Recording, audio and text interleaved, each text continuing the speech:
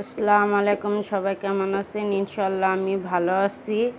এতদিন আমার একটু সমস্যা হচ্ছিল, তার জন্য আমি ভিডিও দিতে পারি নাই। আমার মেয়ের জন্মদিন গেছিল, এই কেকটা আমি নিজে ঘরে বানাইছিলাম, কিন্তু নিজে অনেক অসুস্থ, তো তার জন্য কেকটা শেয়ার করতে পারি নাই। আমি সব যা যা লাগে, আমি 3 পাউন্ডের একটা কেক বানাইছি। মানে এই প্রথমই একটা বড় একটা কেক বানাইছি। মোটামুটি খারাপ হয় নাই, অনেকটাই ভালো হয়েছে। আমি পরিমাণ মতন যা যা লাগে সম্পূর্ণ কেকের ইয়াটাই দিয়েছি, আর আমি 6টা ডিম দিয়েছি। আমি কেকটা মানে এত বড় বানাইছি যে আমার ওইটা বহনের সময় আমি দেখাইতে পারিনি, কিন্তু আমি সব ভিডিওই এখানে দেওয়া আছে, আপনারা পুরো ভিডিওটা দেখবেন। সব সময় এত অসুস্থ থাকি, মানে কর মতন না, ভিডিও সব সময় দিতে পারি না। প্রায় 10 দিন হয়ে গেছে এই ভিডিওটা আজকে আমি শেয়ার করলাম।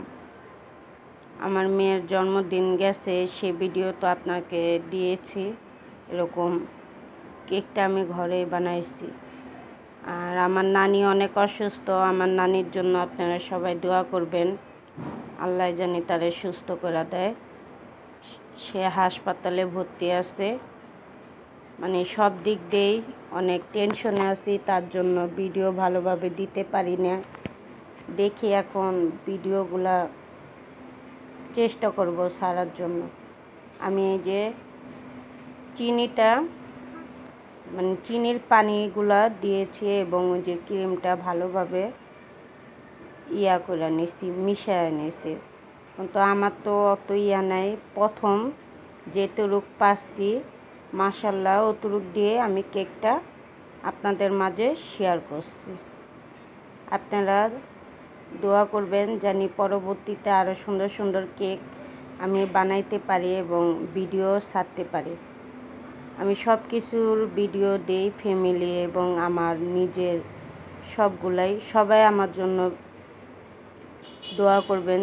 এই যে আমার কেক বানানো হয়ে গেছে, এই আমার কেকের পুরো ভিডিওটা ভালোভাবে আপনারা দেখবেন এবং সবাই কমেন্টে জানাবেন।